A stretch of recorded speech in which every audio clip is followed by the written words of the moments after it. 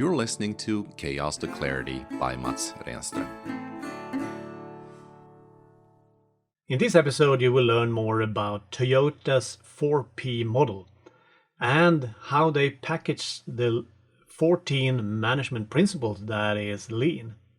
So in Lean, we talk about 14 management principles. These 14 is developed by Toyota. Toyota then had a model, they call it the 4P model, which they took these 14 management principles and they tucked them into these different groups. The four groups, the 4Ps, are philosophy, processes, people, and problem solving. Philosophy, we start there. The first management principle is for philosophy. And the first one says that you should base your management decisions on a long-term philosophy, even at the expense of short-term financial goals. And it's easy to understand why this is a philosophy, because you have to think long-term. It's so tempting to have these quick fixes, the quick runs, to chase the next shiny object. But instead, you need to think about the long term, the sustainable development of your organization, your company, your business, and to have that as a philosophy, even if it's at the expense of short-term financial goals. And that takes a leader to say to people who say, oh, we need to do this and this and this and that because of maybe then some financial problems coming up. And say, wait a minute, we have this and this is the long term and I think that this is sustainable and so on. And yes, we will in the short term have some financial issues, but in the long term, this is better for our organization. So that's philosophy. One management principle into the philosophy, the first P, philosophy. Then we have the second P, and that is processes. And here we find 7 of these 14 management principles. And I like processes. And this tells me that yes, to have your processes in order is very vital for your organization. And that is what Lean tells us as well. And here I find a lot of organizations that I talk to, or maybe not a lot, but some of them at least. I talk to them and they say that we talk about processes and how we work with their process and we design them and so on. And suddenly someone from somewhere pops up and say that, oh, we're not working with these processes anymore. We're working with Lean. And I say, wait a minute, Lean is processes. Processes is within Lean. And if you understand Lean, then you will understand the importance of having your processes in order. The second management principles talks about that we should create continuous process flow to bring problems to the surface. We should have our processes transparent enough, which means that we could see what is going wrong in the process. What issues do we have? The process flow needs to be mapped out, designed, described, so that we understand what is going wrong somewhere within this process. If there's an issue, we need to know about it. This is hard to know in a hierarchy. In the hierarchy organization, in the line organization with the silos, we have a hard time to find out what is the problem. What's the real problem when we're looking into an issue that is happening?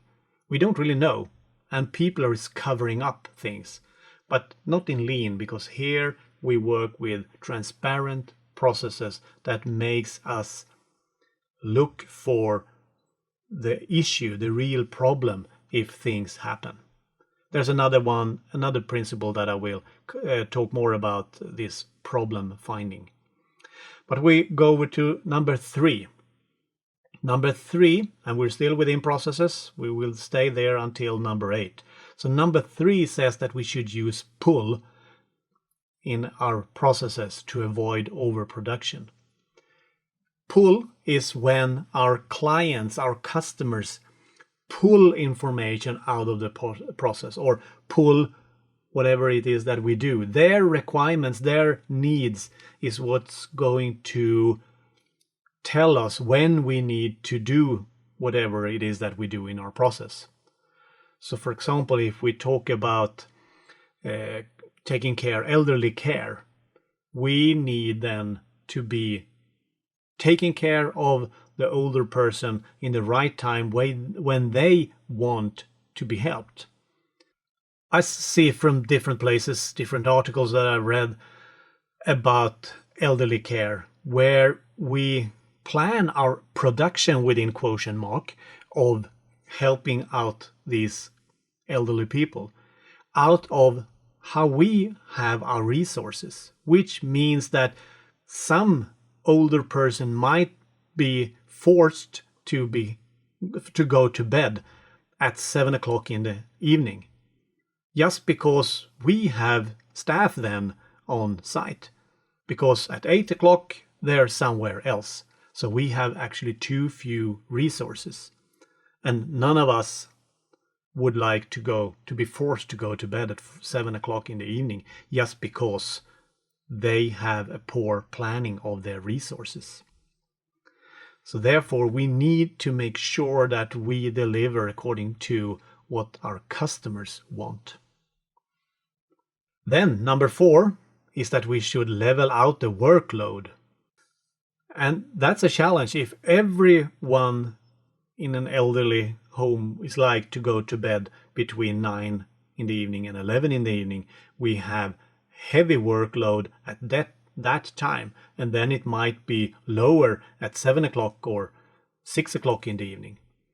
So here we have a challenge, but we need then to design our processes so we can manage both the pull, being there when the customers want us to be there, and to level out the workload by having resources enough so we can work in a better way in our processes. That brings us to the 5th management principle. It states that you should build a culture of stopping processes to fix problems, to get quality right at the first time. This means that if things happen, if there's an issue, a problem within a process, whatever it is, if it's in the production line or if it's in the office, you should immediately say, stop. We should understand why this is happening, and we should then increase our quality by fixing the problem here and now. Not just a quick fix to get it done. We should fix it at the root cause. We do that by finding out the root cause problem.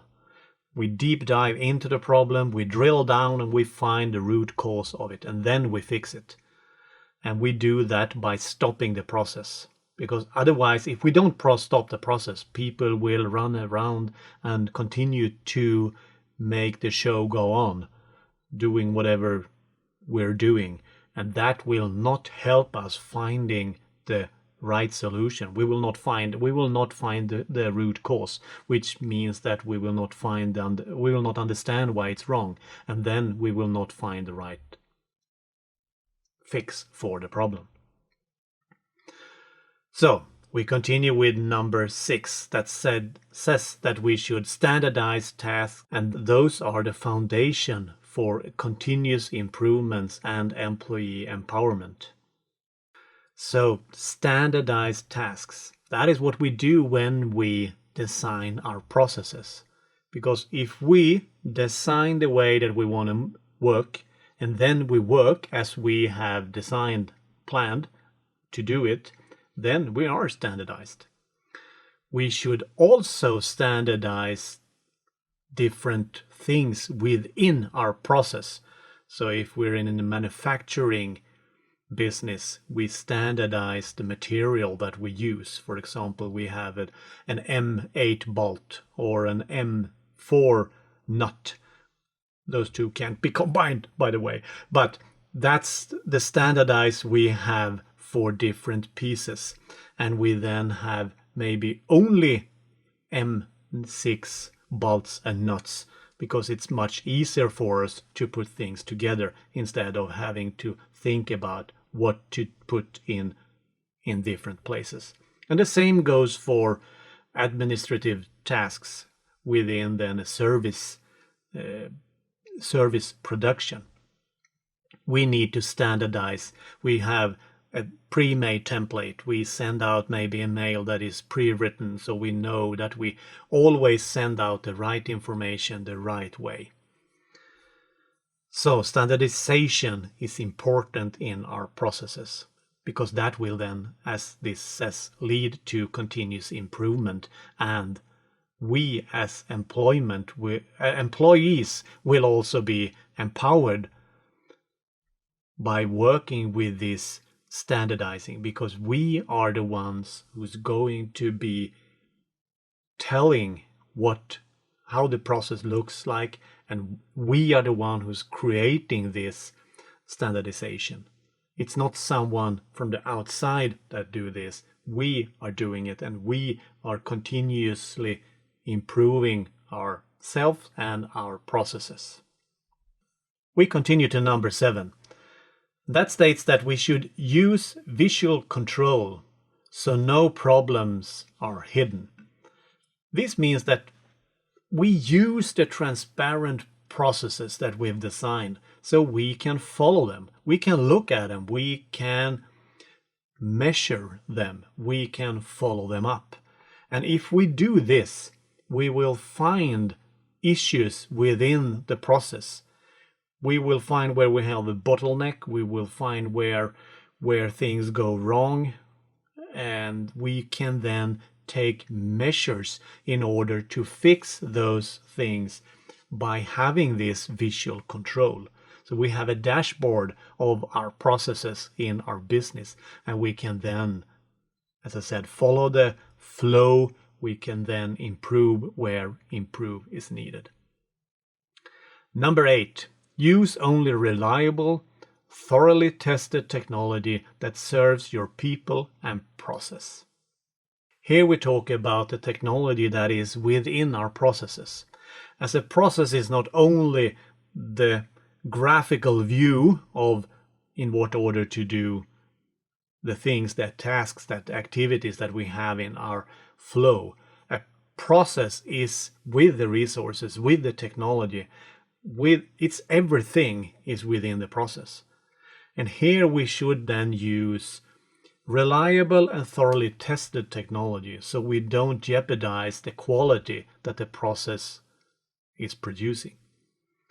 And we should serve our people as well. And here it's important that the people within the process, the team that is working with the process, are those that is going to look at and test this new technology. They are the ones who said what they need and to test that they get what they want and what they need. So it's important not to push into a process something from outside because someone outside the process had decided that this is what you're going to use. Those within the process are those who control what is used in the process. Otherwise, they will lose the control over their own process and they can't take the responsibility then for the outcome. And we need people, the team, we need them to take responsibility for the quality that the process is producing. So that was number 2 to number 8 that is included in processes. We continue to the third P, that is people. There we have the 9th management principle. And that says that we should grow leaders who thoroughly understand the work, live philosophy, and teach it to others.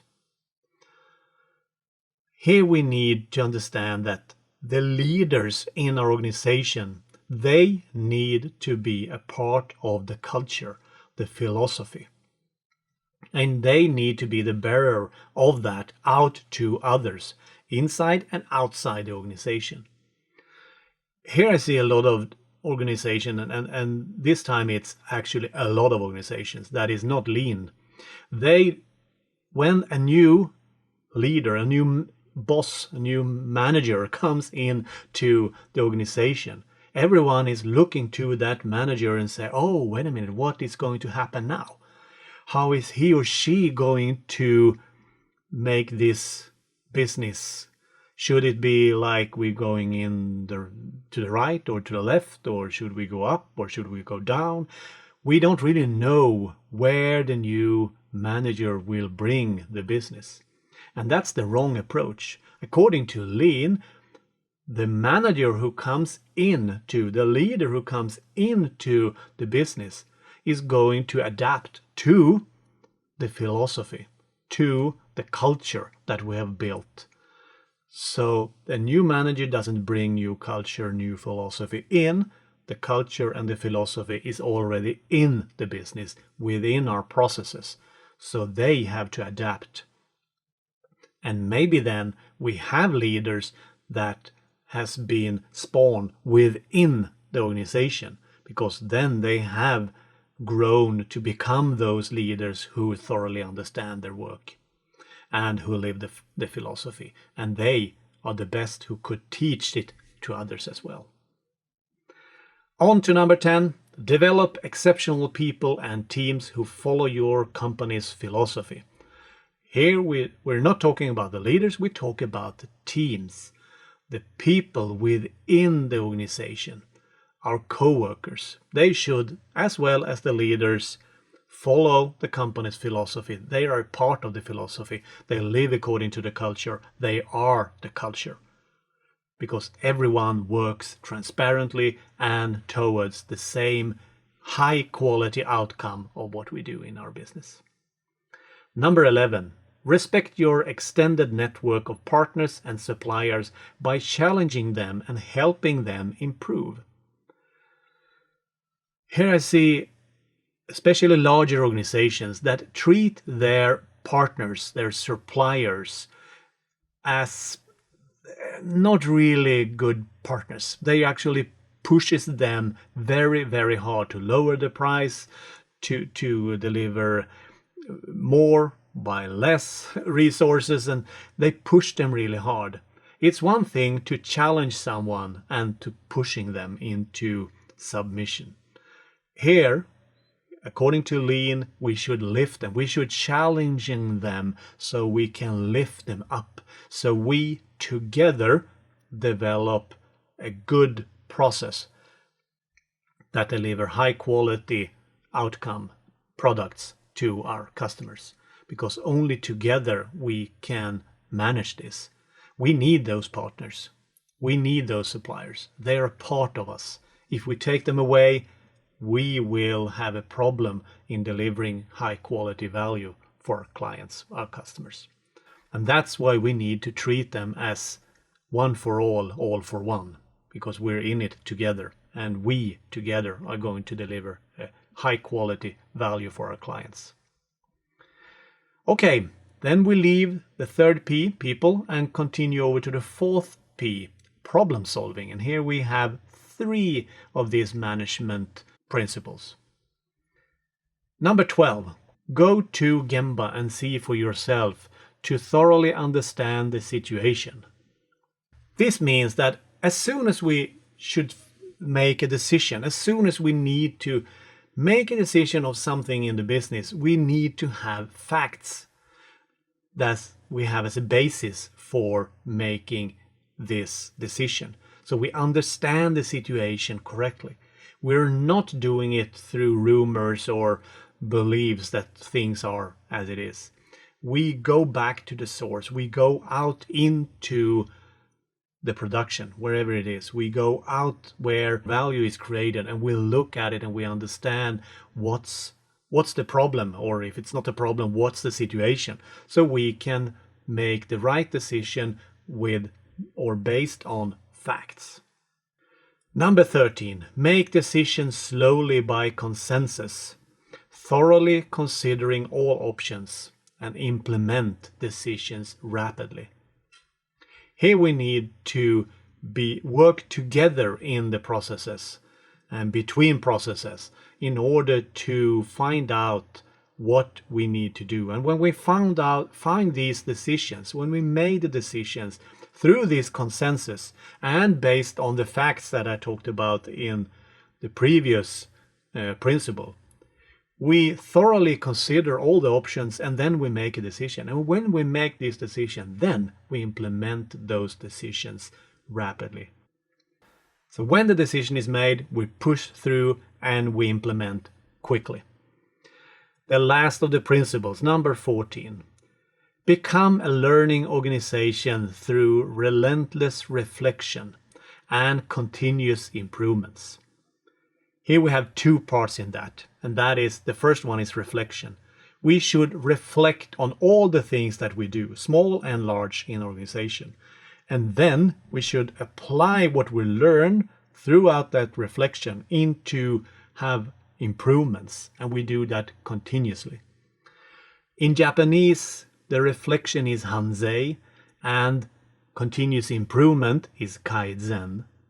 So we, through Hansei, go to Kaizen. And reflection could be as easy as we ask ourselves after a meeting if this was a good meeting and what could have been done better. And then if we implement this, then we live according to Kaizen. It could be that we send a message, an email, and we ask if was this a good email that I sent out? What could be better? It could be a presentation that I have. Was this a good presentation? What could be better? And then I find out and I improve on the presentation. So we live according to the continuous improvements. So those were then the 4P and mapped out to all 14 management principles. In the next episode, I will start out with the first management principle and I will deep dive into that and only talk about that. And then I will continue to the other from 2 then to 14. Take care. Bye-bye.